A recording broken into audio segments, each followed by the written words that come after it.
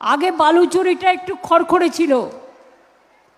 আমি ক্ষমতায় আসার পর একদিন বললাম, আমি কিন্তু এই যে শাড়িগুলো পরি দেখেন, আমি নিজেই ডিজাইন করি, করে তাঁতিদের দিয়ে দিই, অনেককে নানা রকম ডিজাইনও করে দিই।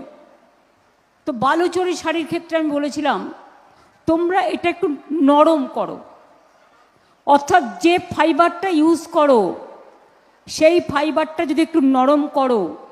আমাদের মেয়েরা আজকাল খড়খড়ে শাড়ি নয়, একটু নরম মোলায়েম টাইপের শাড়ি পরতে পছন্দ করে।